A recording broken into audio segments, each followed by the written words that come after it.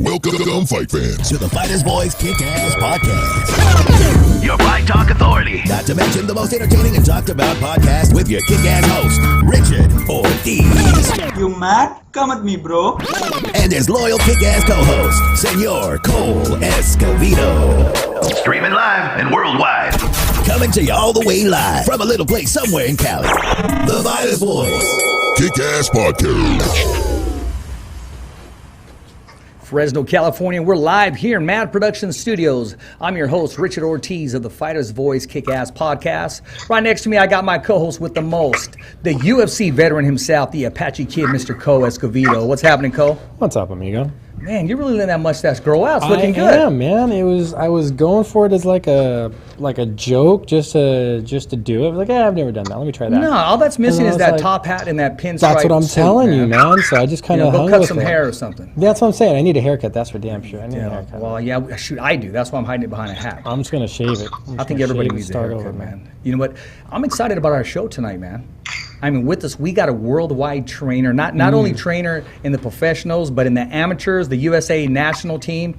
Comes from a boxing family. Pops was involved in boxing. And also Manuel's son is also involved in boxing, and he's going to carry on that legacy and that tradition, man. And, and we're going to talk about training the heavyweight champion of the world, making these amateurs, turning them into champions inside the ring and outside of the ring. Kind of what the process is. Walk a guy from A to B kind of thing. Yeah, that type of stuff too, man. But you know what? The respect that he's getting in the industry, from the who's who, from the Robert Garcias, the Freddie Roaches, and the list goes on. Well, I mean, how many champions has he produced now? Ruiz was just a recent one, like the most latest. That wasn't like yes, I believe his he. only. Well, I mean, he has 2, 3, but in his gym, I mean, he's producing them as we speak. They just haven't got the opportunity yet. They just don't know yet. Yeah, they just don't know it yet. Exactly. Hey, ladies and gentlemen, I want to introduce our guest today. Worldwide trainer, ladies and gentlemen, the one, the only, Mr. Manuel Robles. Welcome to the show, Manuel. Thank you so much, man. Thank you for having me. How's everyone doing? Everybody's doing good, man. I mean, we got a fight on our hands, and we're all in this together trying to knock out that coronavirus, my man. You can say that again. Don't we all? Yeah, exactly. We got one common fight. Yeah, go ahead. I just want to let you know, also in studio with us, my co-host, he's a UFC veteran, Mr. Cole Escovedo. So he's going to pick your brain a little bit about some MMA and some pad work, man, as we go, man. But, I'm also going to give you the platform because I know you got some news to share with us, man. You seem to always find these gems and just polish these guys up that were just full of rust. Kind of like that penny on the ground.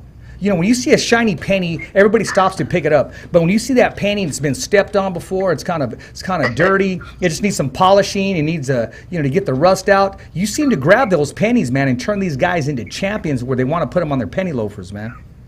Yeah, just getting the most important thing is getting them to believe in themselves. Getting them to trust in themselves and trust in their attributes. You know what I mean, and what they have to offer. To take it to, try to take things to another level. Exactly. And, before we get a little bit confused, man, I want to talk to you. Let's talk about day one when it all began, when your father first opened the door for you, and then you opened the door for your son. Let's talk about your father's career and what made him embrace the beautiful, sweet science. Oh, man, many years ago in Mexico, in Guadalajara, to be precise, where a lot of great champions have come from, including Canelo Alvarez. I was also born in Guadalajara myself, but we migrated to the United States, and long time ago, man. I came here at a very young age, and obviously my dad being a former amateur pro, took me to the gym out here in California, to the famous Azteca Boxing Gym, a very well-known, popular gym here in Southern California, where fighters like the likes of Julio Cesar Chavez and Hector Macho Camacho himself used to train out of, and many others. Legendary, man. It's long list. Yeah, legendary. Just to mention two great fighters like Camacho and Chavez, and that stepped foot in this ring, and others like Morales and Paez and Barrera and so forth and so on, including Oscar de la Hoya.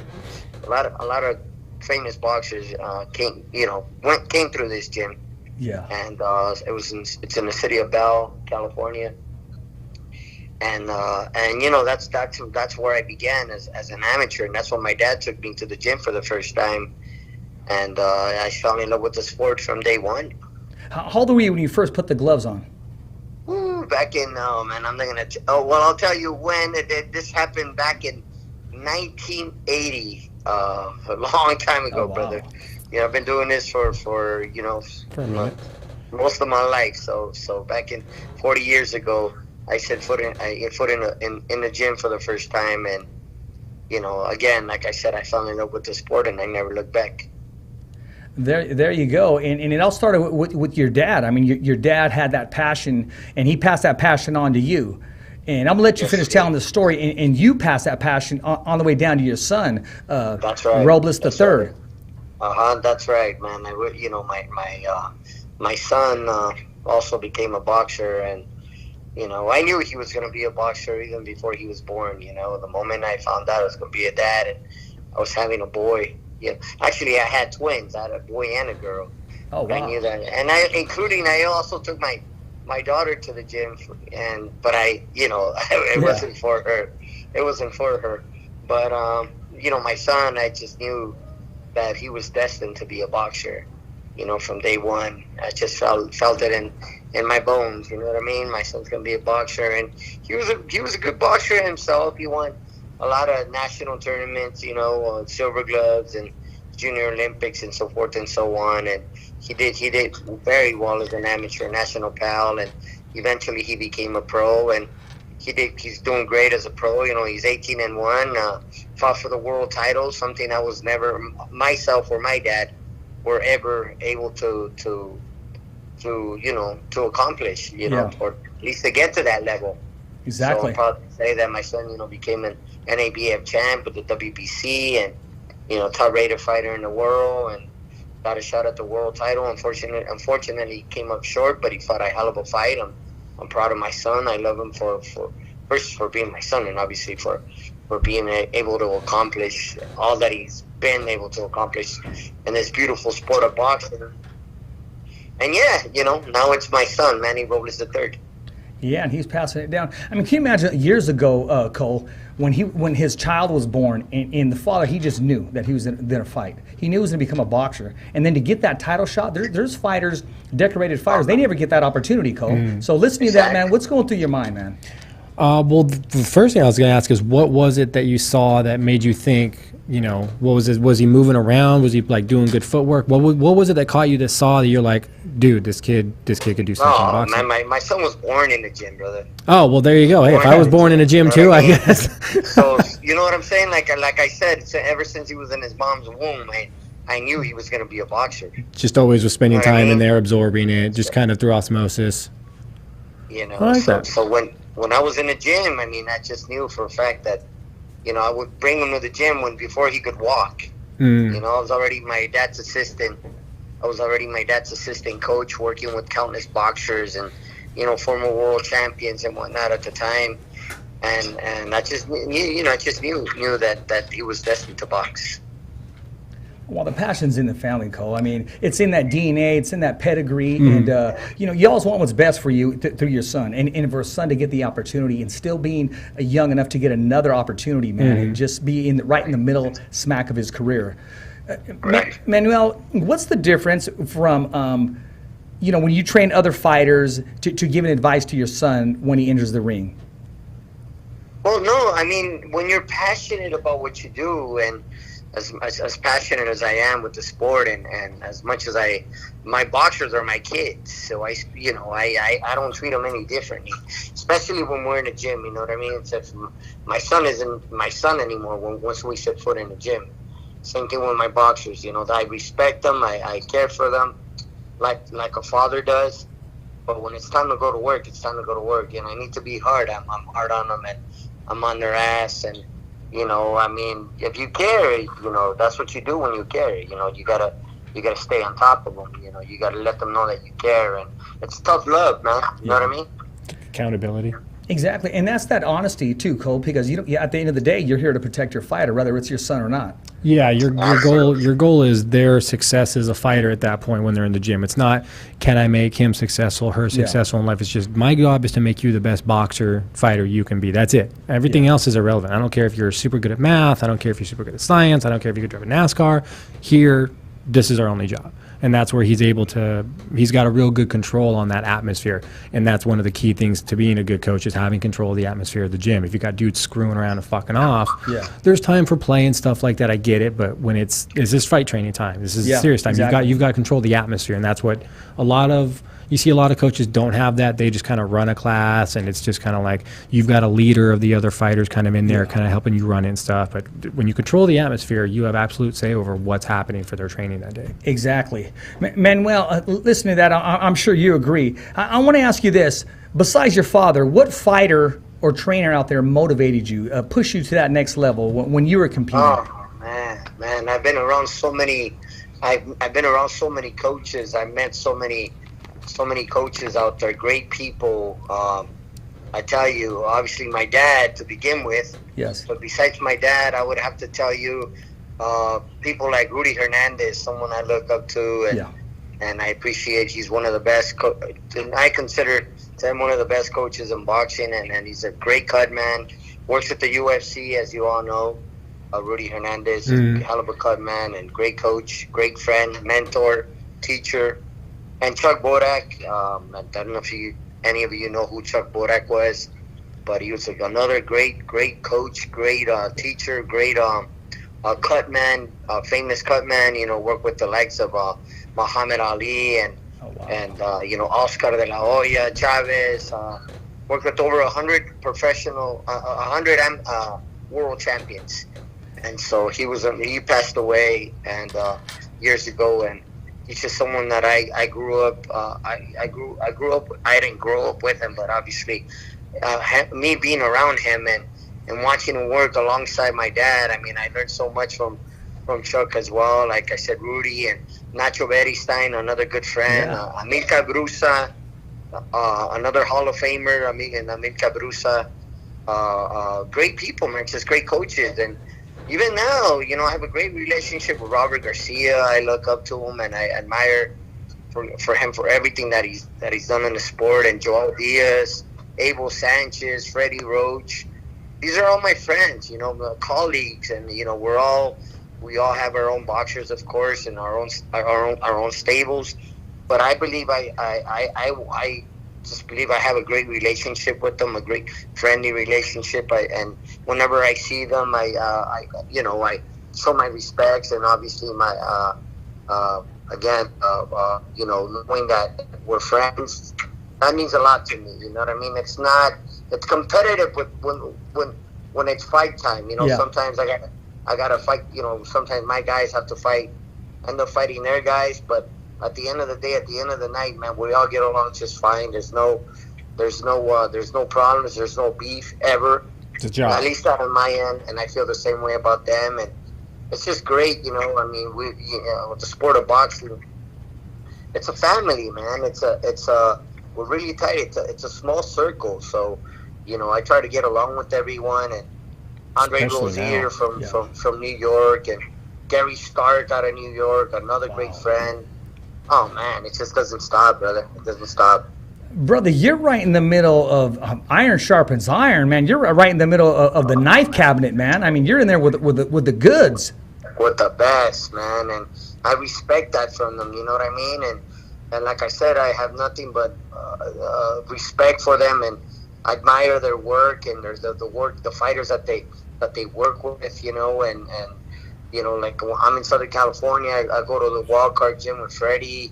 He treats me good. He welcomes me. He treats me with respect. And at the end of the night, that's all you can ask for. You know what I mean?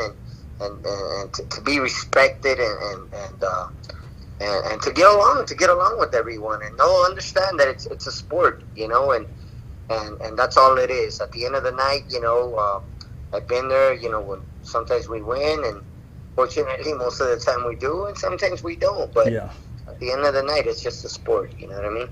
No, exactly. And you mentioned the wild card gym. There's actually, I don't know if you recall, but I remember the first time that I met you. I remember Marie from Wild Card. She said, "Hey, Richard, there's somebody I got to introduce you to."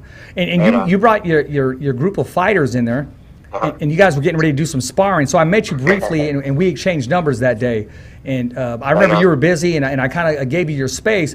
But Marie said, "Hey, you definitely want to stay in contact with this guy." And also, by the way, Marie sends her best. She said, "Richard, tell him I said hello, and I hope all is well. And I miss him, and I'll see him soon." That's right on, man. I appreciate that. Marie's great. She's great. She's the backbone of that wild card gym. Oh, brother, she runs that. She's driving the steering wheel, man. And she'll check you too at the door. She has that job. That's what I'm saying. Man. Yeah. She's the backbone. Oh yeah. Without her, I don't know where the wild card man. would be. Oh, like Freddie. yeah. I mean, because Freddie needs to be able to do his thing, but Marie takes care of everything. I mean, she makes sure that T is crossed, that I is dotted, and if you don't belong, she'll let you know. Mm-hmm. Yeah, I'll tell you a quick story. There was somebody that they came in with the media, and she noticed that in his media bag, she questioned what he had in there. She said, "Okay, is that a boxing glove in that bag?" He said, "Yeah," and she said, "Make sure it stays in there. There's none of this signing stuff." No, she said that, and this was actually Miguel Cotto's last workout before he headed to Madison Square Garden. Oh wow! Yeah, because they try to sneak that. Hey, when you sign this glove thing there, and you got to remember the space was limited, and she said, "Keep it in there." Mm-hmm. Oh yeah, she did. Yeah. Hey, so you got to do what you got to do. Somebody's got to do the dirty work. Absolutely, and she did it with a smile. That's right. Great. No, but she sends her best, man. And, right on. And I did my research. I've asked around about you, and you got the utmost respect from everybody, from the Robert Garcias, the Marie, the Freddie Roaches, Mike Rodriguez, Sean Gibbons, and they send some questions too. Lee Samuels, all these cats, man. I mean. Wow. And brother. And one dude said this, and he said, "Let me tell you this right now, Richard. This is the most underrated trainer in the world." He didn't say in California. Wow. He didn't say in the UK. He said in the world. Oh man, I appreciate that, man. That was from Lukey from Lukey's Boxing. Oh wow, I appreciate that, man. I really do, brother. That means a lot to me, and. I do it for my fighters, man. Like I said, I'm passionate about the sport, but at the end of the night, everything I do is for my kids. You know what I mean? My boxers. I want to help them accomplish their goals. Their dreams, which is obviously to become world champions. And obviously, I understand it's extremely difficult for anyone to become a world champion. Yeah. But at the very least, like I tell them, give it a go, give it 100%. Give it all you got. So if one day you walk away maybe not winning a title, at least know that you gave it your all. That's all anybody can ask from you. Cole, listening to that, that's definitely somebody you'd like to bring your boy to, man. Yeah, that's he's got the correct mentality of he's not babying his fighters. He's basically telling them, look, like a drill or a lieutenant or a squad leader getting ready to go take a mountain. Look, some of you are going to die. I can't save all of you. Remember your training. Some of you, if you remember your training, your chances of coming home alive increase dramatically. Trust in your training. Same thing here. You're not all going to be champions. You're not all going to have a title. But I'm going to do every single thing I can to make sure that you have the chance to do it. And then after that, it's on you. Some guys just want to be champ but aren't made for it. Some stumble into it, but they're not there mentally, so they don't get to keep it. So there's a lot of different variations you got there, and he's providing them that reality of, I'll do everything I can, you have that promise, but some of it's on you. You gotta do your part too. I can't make you a champion. You have to want to be it, and you have to commit to it. And then the rest is whatever happens, happens. And you know what? You come back different, man. You come back different. You with so much knowledge, or just making the corrections that need to be corrected, and fighting against that opportunity. You're gaining something. No matter what, you're gaining something. That's the beauty of that's why they call fighting arts. Yeah. You're gaining something every time. Knowledge is there. You just have to be able to open your eyes and see it or ignore it. Exactly. We talked on top of the show, Manuel, about your motivation and who motivated you. What fighter out there did you watch and say, you know what, I'm kind of digging what he's doing? What fighter? Well, growing up, Yes. I can honestly tell you there's more than one, but I can go as far back as Salvador Sanchez. Oh, that's right. So that's with Wilfredo Gomez, Salvador Sanchez, Wilfredo Gomez was probably. I was just a kid, man, but wow, what a fight that was! Oh, it was. And then obviously, Chavez. Chavez when he fought for the world title at the Olympic Auditorium versus Azabache Martinez. My dad used to take me to the Great Olympic Auditorium in downtown LA every Thursday night. And growing up, going to the fights with my pops, watching fighters like Albert Davila, Pipino Cuevas. I was about to say Pepino Cuevas, that left hook, man. Yeah. So many great fighters, but at the top of my list, I'd have to say Julio Cesar Chavez. Definitely, man. I mean, anybody involved in boxing who didn't get anything from him, who didn't gather or after watching him go home and practice that left hook to the body. Oh yeah, it's just right? Shadowboxing. I'm telling you, when every time Chavez fought back in the 80s, 90s. Yep. Forget about it, man. Everything's just paralyzed. Exactly. Don't even think about having a party. No quince that Saturday, man. Don't think about getting married. Don't even think about getting married. Nobody's showing up to your No, wedding. nobody's showing up. Sorry, They're not. Save on the guest list. The Chavez fight. I'm sorry if I said I was gonna be your Nino, but it's not gonna happen today. It's forget the baptism or the first communion. Forget about. Unless you want to do it in the backyard with we're barbecuing, we'll do it there. Put a TV up. Remember back then, during the Chavez heyday and Mike Tyson and all of that, black boxes. Yep. It was all closed circuit. Yeah.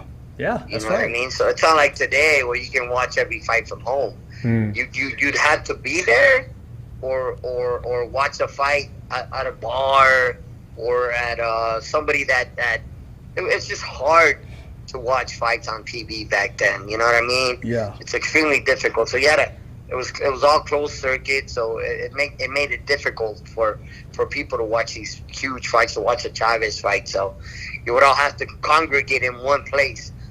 Everybody would have to show up at somebody's house to watch a fight of that magnitude. You know what I mean? All chip in. Exactly. Or I remember, all chip in for the fight. or just come in with a couple bags of chips or some Beer, cold ones, something, man. yeah. You're chipping in something, man. Either a couple dollars or pass the hat because I'm getting that cable bill later, or bring some chips or something, man. Exactly, something. So it wasn't easy back then. Nowadays, you can watch fights from your phone. You know what I mean? Exactly. Which is convenient, like for today's example, what's going on. But outside of that, you're missing the essence of being at a live event. You ain't catching the Rona either right now, but you're missing the essence of just being in that arena, having a beer while you watch 8, 5, 6. Like when you watch a pay-per-view right now, unless you watch the prelims before or you watch the Fox prelims or whatever, you're really only getting 5 fights, 4 or 5 fights. Yeah. That's if one of them doesn't fall out. Over the weekend, you had 5 fights fall out or something. So you got to roll the dice in this era, but outside of that, live in person, you can't beat it, man. There was nothing like it. I mean, let's stay on that era for a little while, Manuel. There was nothing like it. Watching that fight on the edge of your couch, and I don't know about you, brother, but I was bobbing and weaving myself watching those fights. Oh, absolutely. I had the honor of being at the Olympic Auditorium again, mentioning the Olympic. When Oscar de la Hoya won his first world title versus Jimmy Vito.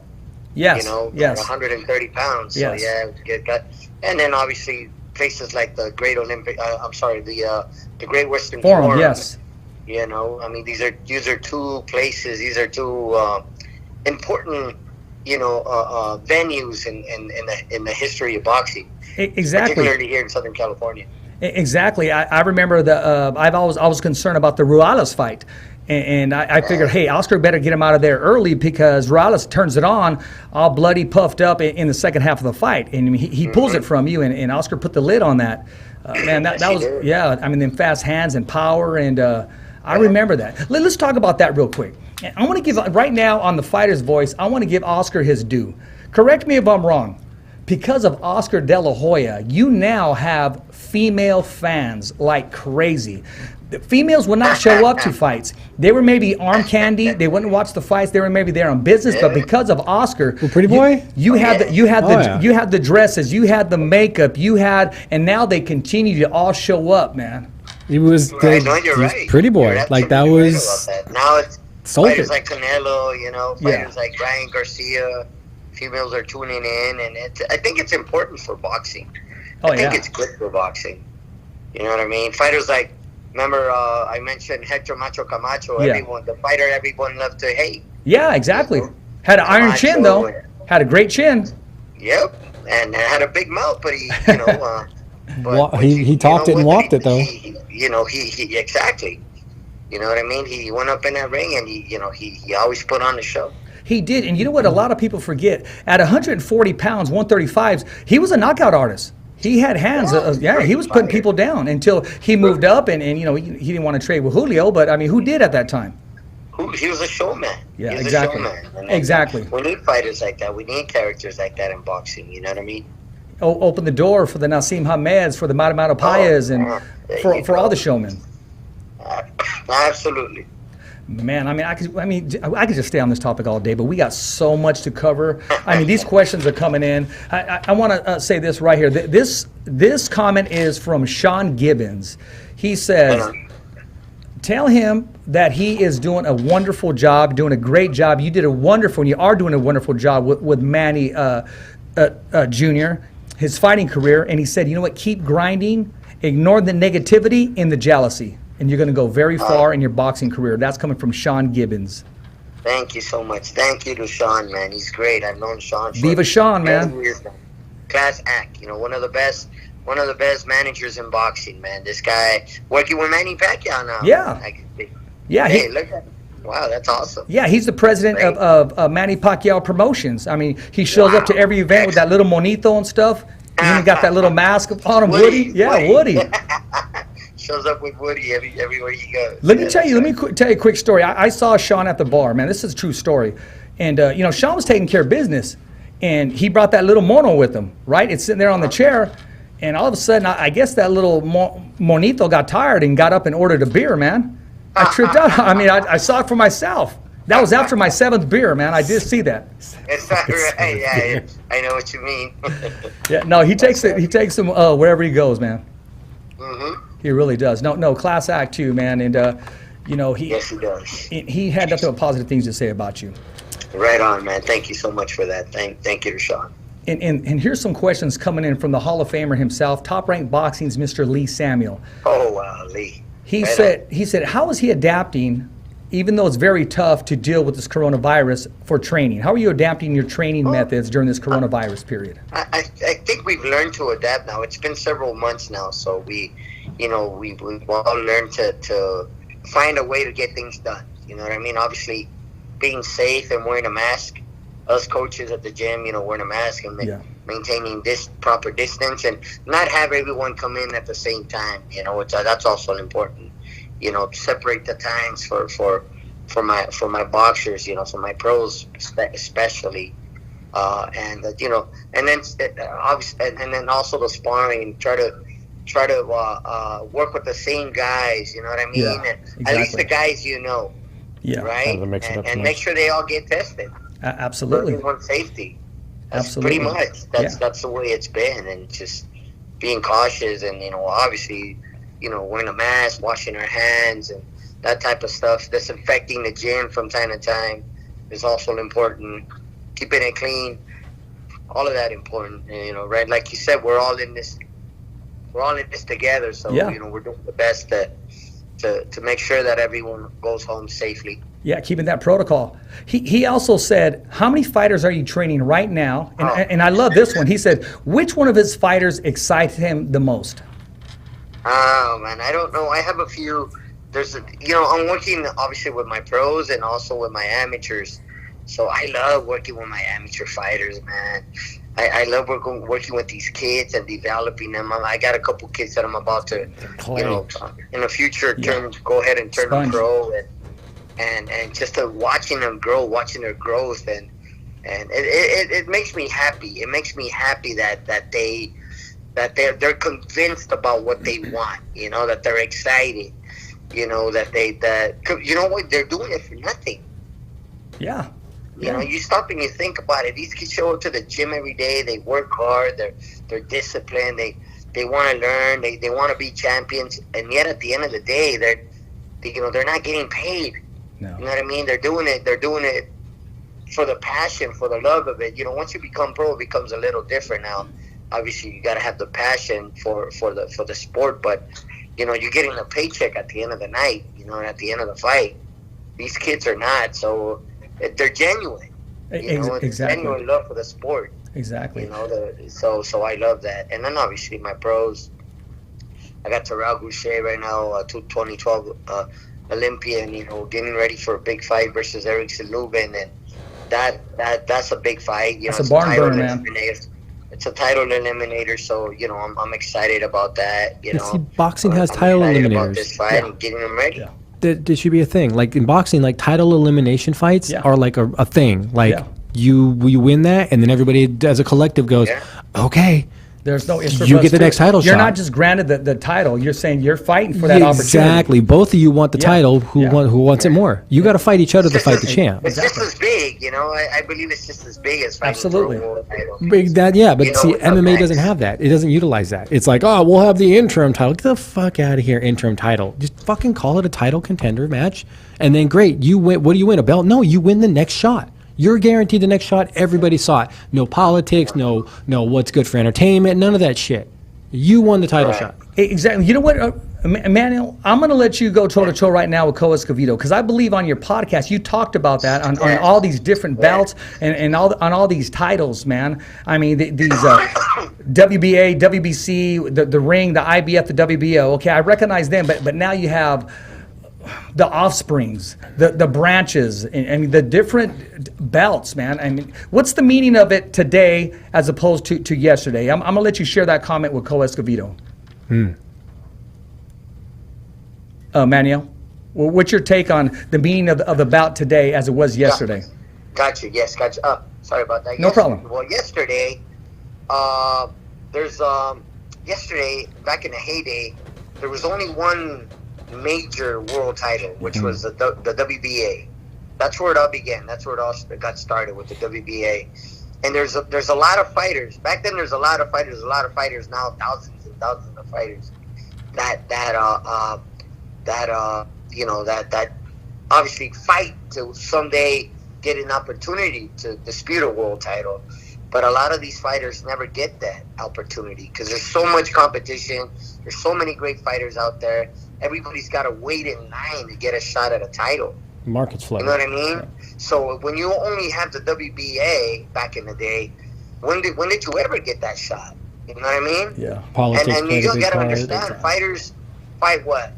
You know, they don't fight every other day. I mean, they fight depending on the fight. They fight every other month maybe, or every 6 months, or once or twice a year, 2-3 times a year, depending on the outcome of a fight. You know, they get cut. Obviously, the world champion, it takes them a lot longer to defend his title. So can you imagine fighters having to wait on an opportunity to fight for a championship? Sometimes that opportunity never came, you know. But then again, after the WBA, now you have the WBC, and then after WBC, it was the IBF, and now the WBO. Those are the four major sanctioning bodies, right? The four major titles. There's other world titles out there that people don't, people in the boxing world don't give them a lot of much credibility. Right. But as far as those four sanctioning bodies that I just mentioned, those are the four major world title belts. And obviously you have four world. Now you don't just have one world champion. Yeah. Now you have four world champions, right? But if you think about it, like I said, world champion, that means there's only one world champion. We're comparing boxing to other sports. In every country, here we have the NBA, right? Right. But then you win the NBA, you're the NBA champion from America, from the U.S. But then maybe in Canada, you have the Spain, they got it overseas. Yeah, Spain, dude. Don't even get me overseas. started on the World Same Series with- shit same and with Super baseball, Bowl. Same with Fucking Same with retarded. other sports. Don't get me wrong. I like sports and I want people to watch sports and encourage and root for it and shit. But it's like, dude, stop calling it the World Series. Stop calling it the Super Bowl, the World Championship. They're not. Like, now, granted, they're Right. like, for our sport. Yeah. For football in Correct. America, yeah. Well, guess what? I know they got football overseas, but they also got American football too in other countries. So, if you like, why not? Like, why not just throw the dice in that arena and go, here's what we're going to do. We're going to have the first true World Series of baseball. We're going to have a playoff of our country. They're going to have a playoff in their country, playoff in their country, and then all the best teams from those countries all just playing like a round robin tournament thing. That's your World Series right there.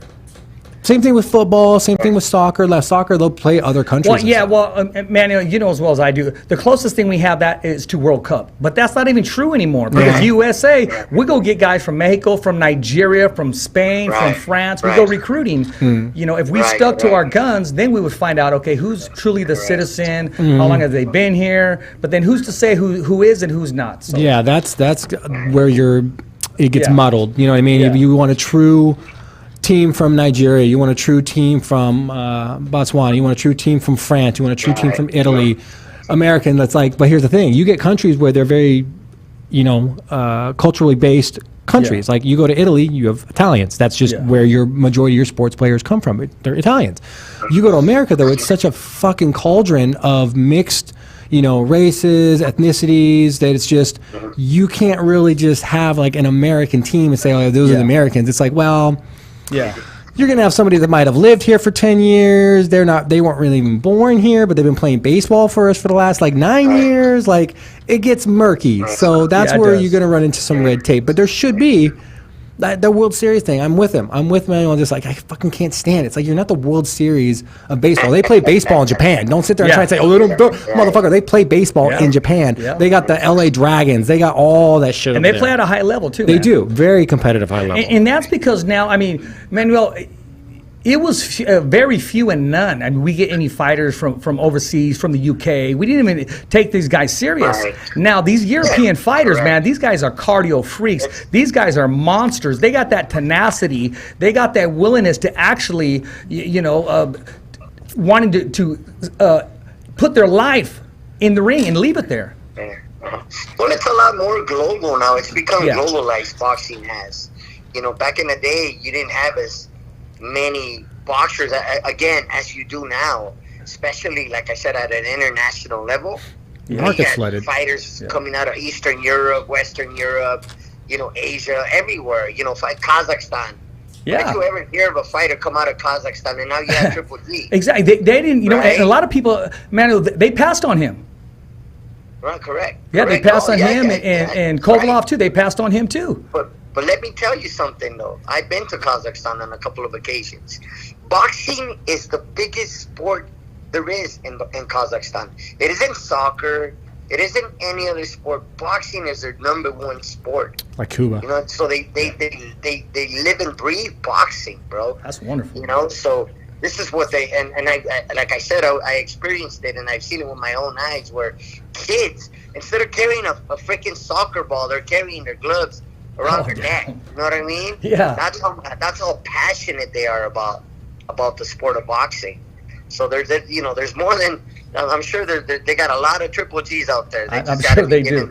They got to be given the opportunity.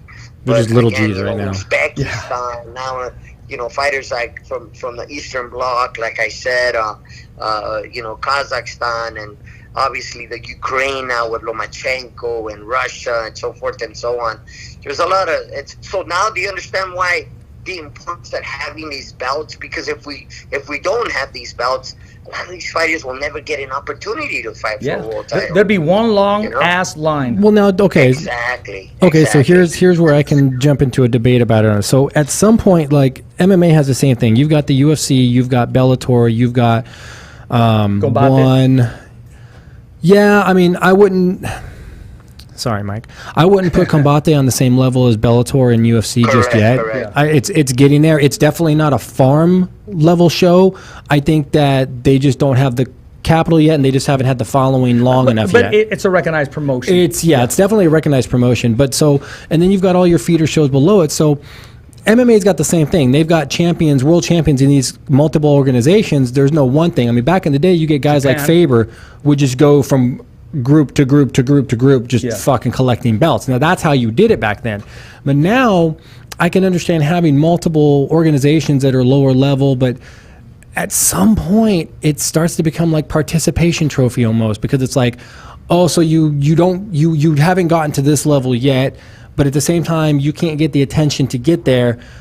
I mean, at the end of the day, if you walk in there and you knock motherfuckers out in the first, second, or third round on a consistent basis, you don't need some random AAA level belt to get everyone's attention. You putting dudes on the canvas is going to get that bring phone call to you or your coach or your manager going, hey, we were wondering if you'd come like to have a prelim fight card on a WBA card or a TR card or a Golden Boy card or something. You're right. You prove a strong point, definitely. But I do understand the necessity for them. The smaller guys, you don't want morale to be lowered either. You want there to be an achievement or something, and that's where it's hard, especially with the amateurs. You can actually say the same thing about promoters. I don't think there's enough promoters out there. There's too many fighters that are not given an opportunity to sign with a big promotional company. Maybe they don't have the room for them, or I believe that there aren't enough promoters out there to promote the sport of boxing. You know, you have the UFC, right? I don't know a whole lot about the UFC. I mean, about the sport of mixed martial arts. But I'm beginning to learn more and more about it now, to be quite honest with you. Especially during this coronavirus pandemic. I bet I've watched more UFC fights than I've ever had in my entire life. Yeah, they broke the ice first. These guys are freaking animals, man. I nothing but respect for these. Man, some of the fights I've been able to see. Don't ask me for names, guys, because I'm not good at names. But man, I sit there and it's just remarkable what they put themselves through. You know what I mean? And it's just, wow. I'm like, oh my goodness, man, I could never do this. So it's just, it's incredible what they go through. But referring to the UFC, I think that eventually there will be more. There will be another promoter, because there's just this thing is gonna grow. The UFC. Boxing's been around for a lot longer than the mixed martial arts, of course, and the UFC. So you can compare. Think about this. Compare the UFC to what the WBA once was. Yes. You know what I mean? Yes. And now where eventually there's going to be too many fighters out there. You're going to need more than one promoter. You're going to need more than just the UFC itself, because they're not going to be able to cover everybody. Here's where the UFC, I think, has thought about the scenario that Manuel's painting. Like, he's painting the scenario of not enough platform, too many performers. Yeah. The UFC thought about that problem, and with their acquisition of the UFC Fight Pass and the acquisition of like all these different organizations, like there's some organizations that like guys fight for, like LFA, Legacy Fight Alliance for Hampshire. Ed Soares' company. Those guys will put on a show. It's their show. They'll promote it however they want, but you can watch it on UFC Fight Pass. Yes. So you've got things like that. You've got Dana White's Contender Series. So when the WA first originated, you only had the WBA. The thing that I think is going to alleviate that unbalancing where your concern is where there's too many fighters and not a platform is you've got all these platforms that the UFC kind of technically is going to own, and then you've got the Contender Series. Like they basically have created a traveling platform for all these fighters that there are to throw them out there, and then they're going to get locked up too. And that's what the UFC is doing too. They're locking up the talent before somebody else can, before a Bellator or like a WBA or TR. Problem to have, by the way. That's a great problem to have, because it's going to give more and more fighters an opportunity to get involved in the sport, and fans as well to watch. But it's going to require a lot more entertainment. Like, you're going to have to be twice as exciting, twice as violent, twice as entertaining, all while maintaining wins. It's going to be like you're going to have dudes picking dudes up and just, we think it's violent now, but when it gets to the point to where, like, if you win by a decision, it's a bad thing. You won, but you won by a decision, bro. Like that's a bad thing. Like you didn't do your. Even though you dominated, 2 decision losses and you're fired, kind of thing. 2 cats ahead of you just won by knockout. Yeah, so exactly. All eyes are on them. The fans blew up with them. They got the signing bonus. I mean, they got the bonus. They get the bonus, night, exactly. So forth, yeah. I mean, you could be exciting, but if all you're pulling off is decision wins, they ain't gonna cut it. No. Now, not everybody's Clay Guida, so you can't keep pulling off decision wins and losses without being entertaining. You have to do it. Clay Guida is like the Greg Hagen of boxing. I mean, and you know how Greg Hagen just takes a shot, punishment. He's there forever. Greg Hagen. Wow, I remember Greg Hagen. Yeah, well, he finally won that bout against Macho Camacho, which was disputed, and you came in with that when Camacho came in with all camouflage, but he didn't have all the best athleticism, but the man had heart, had chin, and had that will to leave everything inside of the ring. He gave Camacho his first defeat. Yes, he did. Yes, he did. Yeah. Yeah, that's right. I remember that. He actually ruined it for Camacho because he actually ruined it for Camacho because winning that fight, if he would have won that fight, he would have fought Chavez next. Yeah, exactly. So that was a huge setback for Camacho. Yeah. And that place ended up taking years later. It did. Because of the fact that Greg Hagen went in there and defeated Camacho.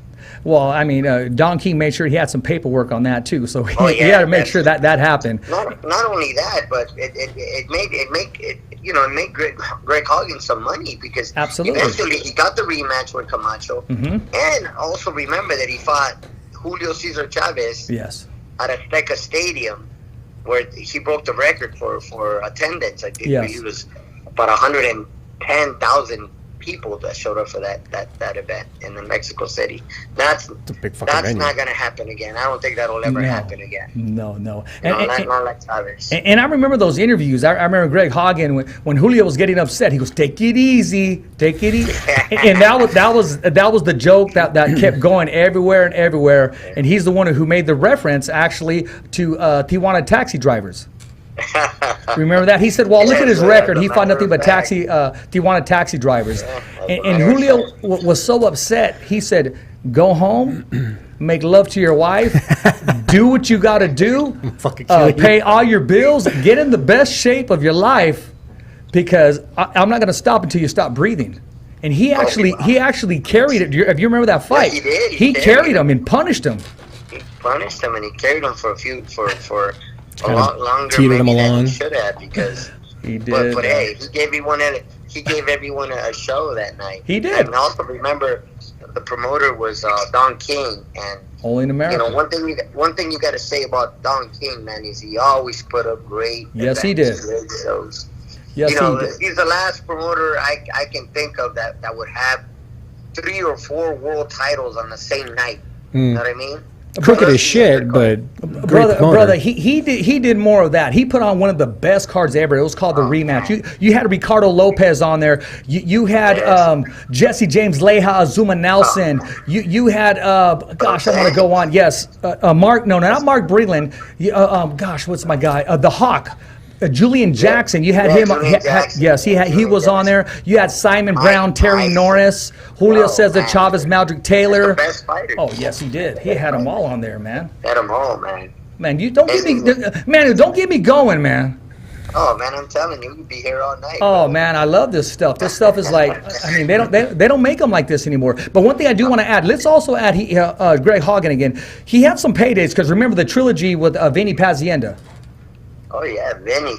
How can I not remember Vinny Paciencia? Great fighter. Tasmanian Devil, man. Great fighter. Yep, Taz. Exactly. Absolutely.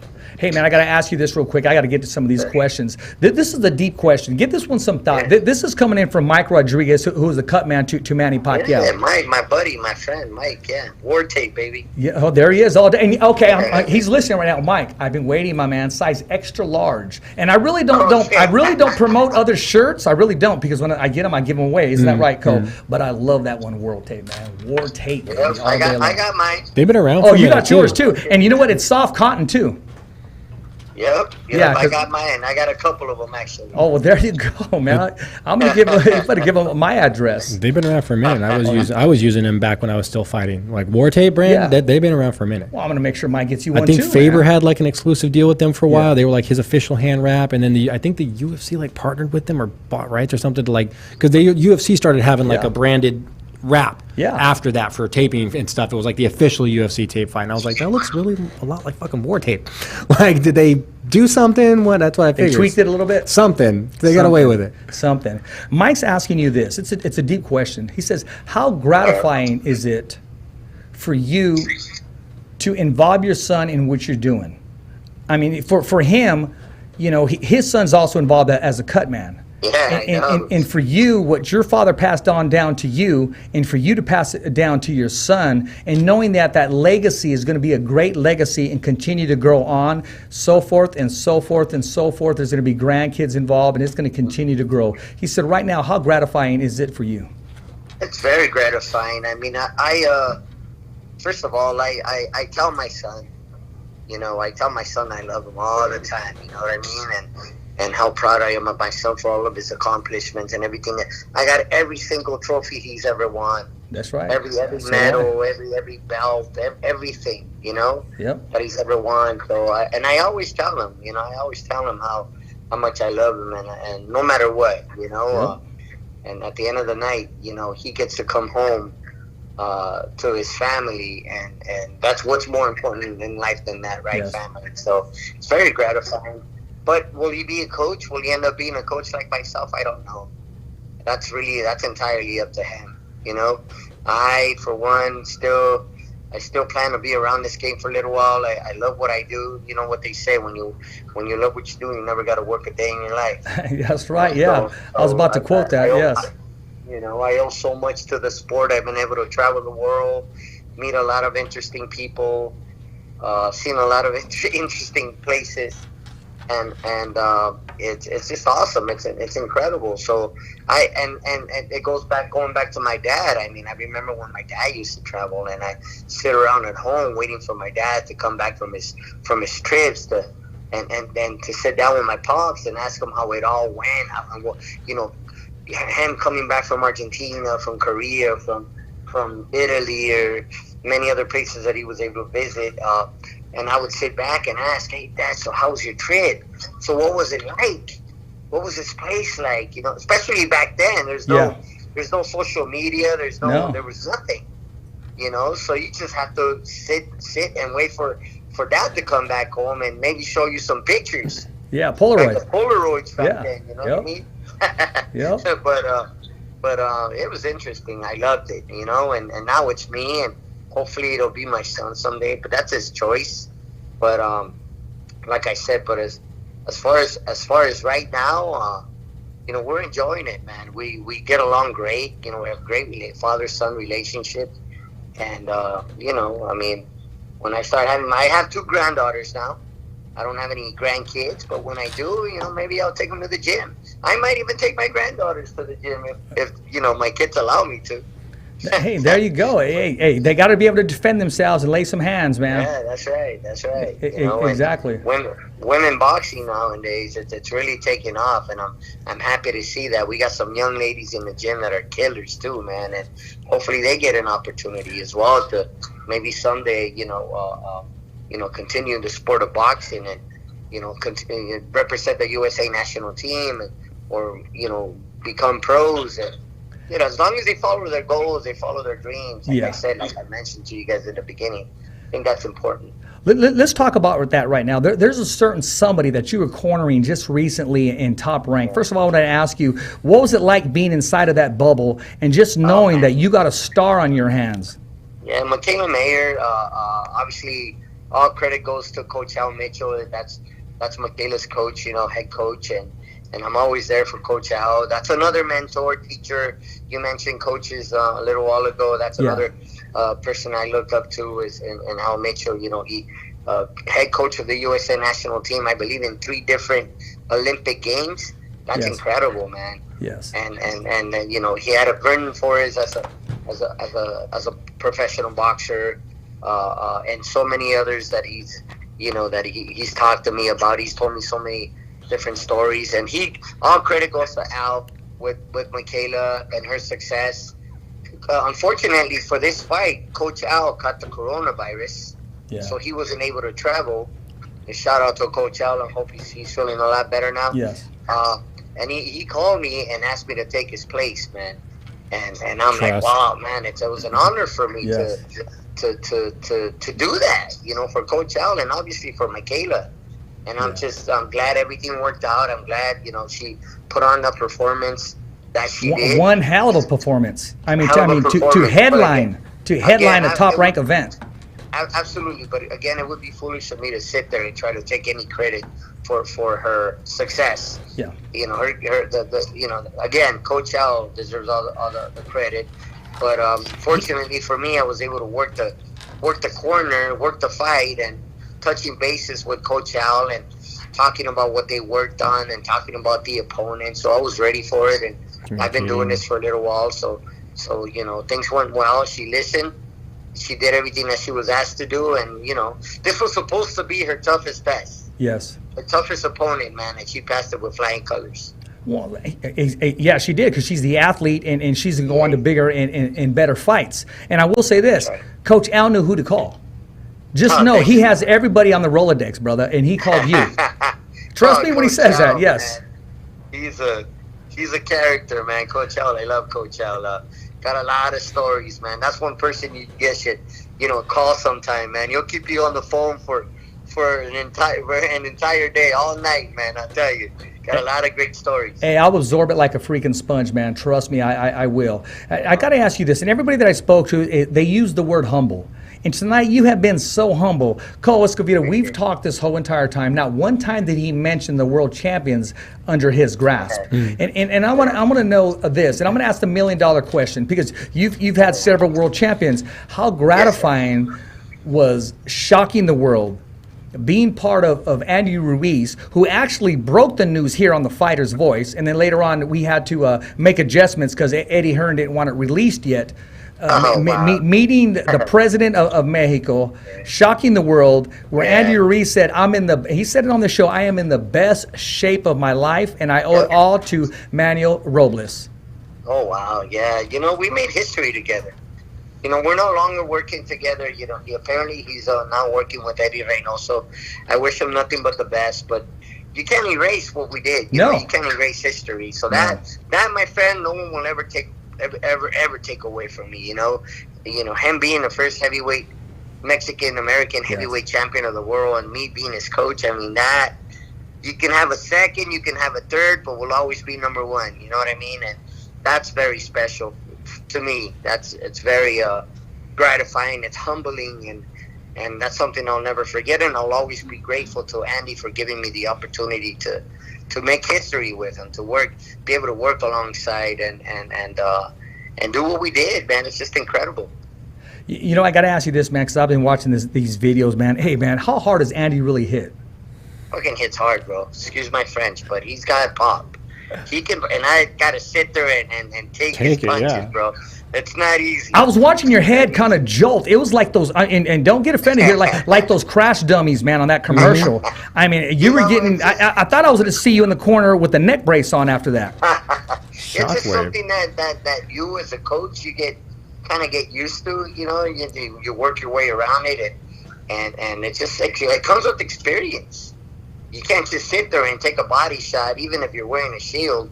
Yeah, you can't sit there and expect to take a body shot from a man that big without knowing how to handle it. You know what I mean? It's just something that we're used to, something I'm used to particularly.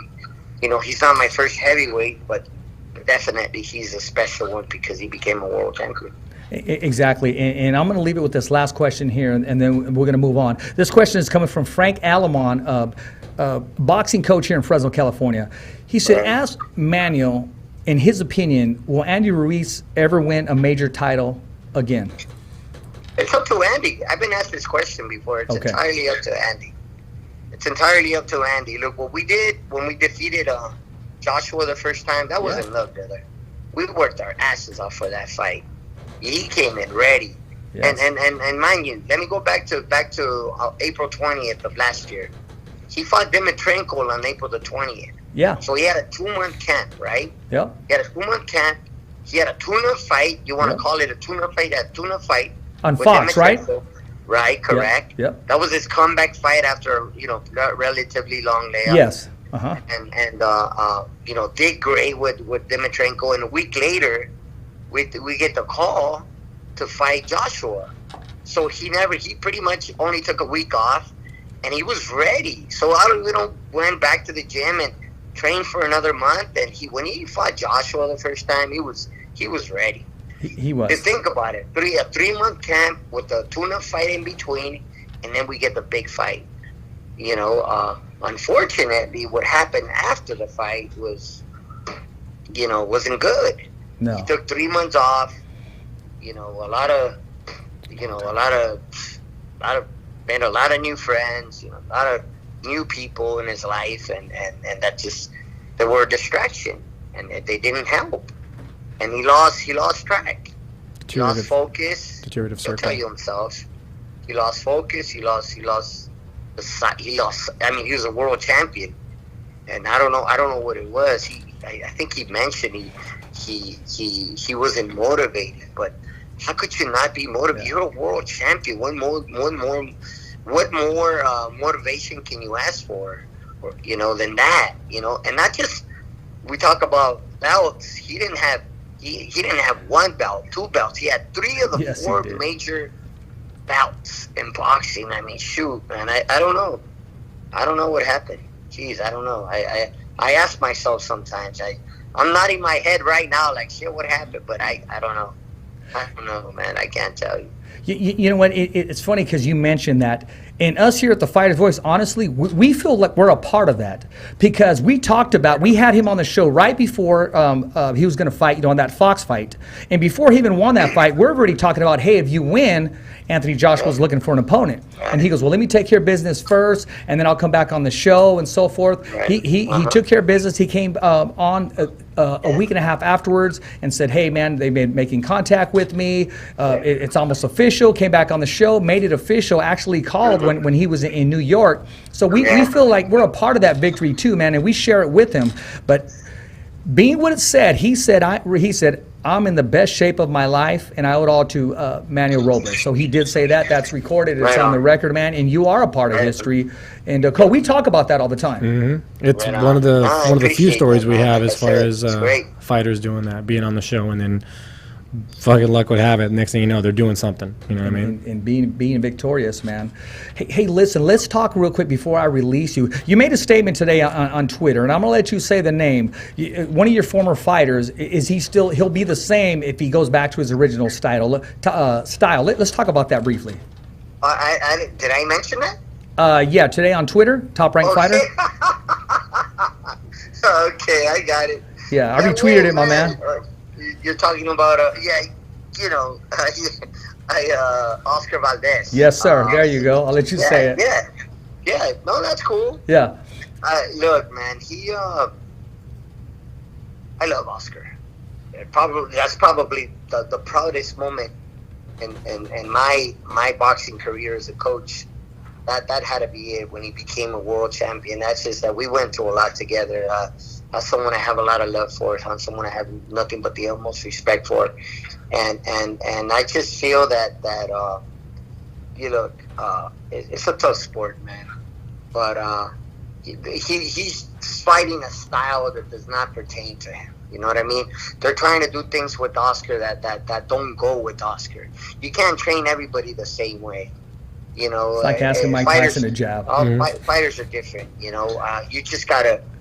Some fighters like Oscar, an aggressive fighter, a come forward fighter, with a come forward style. Your typical Mexican fighter, warrior. You just gotta work around that. You gotta work your way around that. Don't take away from him. Add to what he already has. You know what I mean? Add to his style. Add to that. And I believe that you'll have a great fighter in your hands. Yeah, I agree with you. Cole, I know you want to ask that $1 million question. We can't let him go without getting his take about Mike Tyson and Roy Jones Jr. Yeah, I was going to ask about that. I was going to say, if you had to pick one of those, we were going to ask him one of those wonder matchups that you'd want to watch. What do you think about the Tyson Jones fight? Would that fall into your category of matches that you never got to see that you're happy is happening? Yeah, I don't know. What can I tell you? First of all, I've talked about this before. It's an exhibition match, you know. So it's going to have some there's not criteria. It's an exhibit that tells you everything. It's an exhibition match. I believe that. I don't think it's going to be a fight. I don't think it's going to be a real fight, if you ask me. That's my opinion. I mean, unless they assure us it's going to be a fight, then great. They have to. There's no winner. I mean, if it's an exhibition, there's no winner, right? Yeah, pretty much. I mean, well, they can't call it a pro fight because they're not. You know what this reminds me of? You guys are aware that Chavez is doing exhibition matches with El Travieso Arce, right? Yeah. In Mexico? Yeah. They've had 2 already, and they're working on a 3rd fight. It's like they're going on a world tour. They're going on a tour in Mexico doing exhibition matches. You know? So it's like glorified sparring matches at different places? They're not going at it. It's obvious that they're not. I've seen these fights, and you know they're up there having a good time, and people show up in the masses to watch, you know, 2 of their idols like in Arce and Chavez fight, you know, and go at it on exhibition. And is it going to be the same thing? Fuck no. Between Roy and Mike Tyson? Or these guys going to go, you know? These guys really going to fight? Well, they're going to be wearing smaller gloves, and there's not going to be any headgear, and it's 8 rounds. So so they said no headgear. No headgear and small gloves. But they can't knock each other out. They can't knock each other out. That was one of the steps. They can't try to knock each other out, apparently. Okay.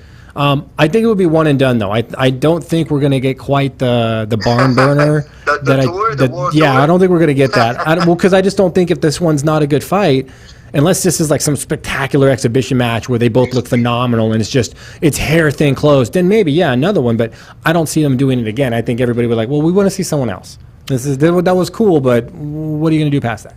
Well, word has it that if Roy Jones is successful, and like you said, there's no winner, but he's saying if he's successful, he's going to challenge Bernard Hopkins, and then you're hearing Evander Holyfield said, I'm available if Mike Tyson comes up on top. I'm trying to start a master's class? A master's tour. Hey, listen. The amateurs, they have what's called a master's division. Yes. With is guys that are 35 and over. Oh. You know, men that are 35 and over. Now we're going to have a master's division in the pros. Anybody over 50 can join the master's division tournament. Well, check this out. I want your take on this, too. And I'm going to release this video because I knew Julio Cesar Chavez was going on this tour, and I know he was an exhibition. And one of the questions that I asked when I went up to, we shot the podcast at Robert Garcia's Boxing Academy, is I asked Robert, I said, hey, any chance of you coming on this this Masters tour? He goes, with who? He goes, Julio Cesar Chavez. He goes, oh, man. He goes, that means I got to get in shape, man. Fuck. He goes, oh, man. He goes, hold my beer. Yeah, and he goes, well, and I'm going to release the video, too. He says, well, maybe if it's for charity, yeah. You know the way Robert talks, he goes, fuck yeah. He goes, I'd love to get fucking knocked out by Chavez. That's funny, man. Canvas me, starch me, do it. He said, he goes, it'd be an honor, right? And he was serious. It'd be an honor to get knocked out like Chavez. That's what he said. Because you know you're gonna get at least one in. Shape, man. No, he's a tremendous shape. But you know, hey. Hey, Robert knows what he's doing, man. I mean, it'd be good. It'd be good. But I remember Robert's big world champion himself. Absolutely. His biggest thing was, man, now I got to get in shape, man. Right? Oh, man, I don't think I can do that. Right? That's the time in the world. Exactly. But no, I would love to see those guys share the ring right here. Hey, man, we're going to have to let you go, man, but let the world know about your podcast, man. I mean, when can we follow you, and what days does it come on? And before we close, I know Cole has one last question. Yes, sir. Well, give his info. My podcast takes place every Monday night at 7 p.m. Okay. You can catch it on YouTube or on Facebook. It's called Keep It Clean with Manny Robles and George Francis. I like it. You can follow me on my Instagram, Manuel.boxing, and you can download the app and watch your show. Like I said, every Monday night, 7 p.m. Pacific time. Keep it clean with Manny and George. There you go. Nice. Well, with the same concept of keeping it clean, I like that. I like that name, by the way. Right on. I know you're not a big MMA fan, but over the weekend there was a fight. Brunson had a fight, and he won. But near the end of the second round, I want to say, the bell basically saved their guy, and Brunson went back to his corner, and they took like an exuberant amount of time checking out his opponent, like long enough that at some point you kind of wanted to look at it and go, okay, well, are they calling the fight or not? Like, why are they still checking on him? So as a coach and a cornerman, how long would you count and let go by before you contest it and start waving it off going, well, fuck, a fight's over, man. It's been 2 minutes already. Fight's over. Like, you get a minute in between rounds. We're done, right? Well, sometimes maybe you need more than a minute to make sure that you're looking out for the fighter's safety. So no, true, but if it make sure that but if it's going to take that long, shouldn't the fight be stopped? The only two individuals that can stop that fight, the only individual that can really stop that fight is a doctor, and second to the doctor would be the ref, and then obviously the corner. So, but obviously you sit there and you wait on the doctor's the doctor's advice. Yeah, okay, so let's say you're cornering Brunson and you just finished whipping this dude's ass and the only thing that saved him was the bell. Yeah. So you need that minute to get his ass back out there so you can finish him off. And they're taking 2-3 minutes now checking this dude out. Like, at that point, he's recovered, he's got his shit together. Correct. What happens if you let your fighter go out there and it gets canvassed? It's unfair for the other fighter. Definitely unfair. It's a safety risk, yeah, but at some point after like a minute. The fight should be declared after a minute, give or take a few more seconds. Yeah, that's it. Then the fight, that's it. Answer the bell or don't. Yeah, you get up off the stool or you don't. So, okay, that's what I wanted to pick your opinion because it just happened over the weekend, and I know I could kind of analogy it into a boxing fight for you to kind of get your grasp and your take on it. So appreciate that, man. No, not a problem at all. But I believe the fight should have been called off. And I agree. Yeah, after that much time, the fight should be called off. I've seen some weird shit happen in MMA where the guy ends up losing after, and you're like, what? If the doctor or anyone in the corner is having doubts about letting the fight continue, just stop it. Just stop it. If you got doubts, stop it. Already. Yeah, those doubts are going to be confirmed when he gets killed. Everyone's having doubts. The corner, the fighter fights. Mm-hmm. You know what I mean? A fighter don't stop. The fighter will always tell you, don't stop the fight. Look at Deontay Wilder. Don't stop the music. Don't stop the fight. Don't stop the fight. Yeah, exactly. You got to pull the plug at some point. Boo! Like, I mean, Jesus Christ. That was just a bad reference to use, I think. Yeah, it was, man. What are you talking about? Kill him. Hey, well, listen, Manuel, I'm going to let you go, man, but text me your address and your shirt size, man. We got to send you the official Fighter's Voice T-shirt, man. And, hey, send whatever you got. We're going to support it. Like I said, we're going to be blasting and letting everybody know that your podcast is on Mondays, and I'll get the rest of the details so we can help support it and promote it, man. Iron sharpens iron, man, and not just in the gym. Brother. Absolutely. That's right, man. I'm glad you think that way, brother. I mean, that we're all here to support one another. I really enjoyed being on your show. I had a blast, and God bless you guys, and hope to be on the show again sometime. Hey, you man. guys take care. Hey, you too, man. I want to. Yeah, thank you, man. Thanks, man. You got it. Bye-bye. Yeah. Very nice guy and very humble. Very humble, knowledgeable. I mean, this guy, we could have did a 2-hour show easily. Mm-hmm. Kind of like when Sherdog came on the show. I didn't want it to end. Lots of time on his mind, or lots of content. Stories, lots of content. Yeah, he's got a plethora up there. Which reminds me, we got to reach out to him, man. We got to get him back on the show. Sure Whizzle? Yeah. Well, Sure Whizzle. All right, we're gonna have to reach out to Sherwood, get him on here and talk about Encyclopedia time. There we go, break man. it out his knowledge. Hey, man, we'll break off some because I know we got to go right now, but some Jackass or some voice. Yeah, you want some Jackass on the UFC shit. Yeah, man. Some UFC shit. Let's do some of that. Well, we did have UFC over the weekend. Yeah. There's another one coming up this Saturday. So for those of you that are, I mean, they're just fucking pumping them out. They're doing, I think they got like 9 shows coming up over the next month. The 20th is going to be a great show, great card. Yeah, that's going to be a good one too. That's supposed to be what, 252 or something like that, I think is what that's going to end up being. See, I got to get a t-shirt. I want to have his t-shirts made. Jackass on the mic. But like I said, we talked about the Brunson thing over the weekend. Weidman's coming up next. He's fighting Omari. That's all going to be on the fight. It's a fight night coming up, basically. But as far as MMA stuff, like, there's not much. Like, there was just the UFC over the weekend. Some fighters passed out. I think there was like one fighter passed out after their fight, one fight out before. Weigh-ins, people were bitching they weren't getting paid and stuff. But it's like, look, Dana White tried to like reconcile as best he could. He's like, well, yeah, they're not getting their show money, which is usually what happens. So for those who don't understand, usually when you have a fight, you make weight, you show up, fight gets canceled for some reason, fucking dude gets hit by a car crossing the street or whatever. Your fight gets canceled, you still get your show money. You at least get what you were contracted to do to show up, fight, and lose. You're guaranteed that money. Well, in this particular scenario, with everything that's going on, they're like, look, we're not going to give you your show money.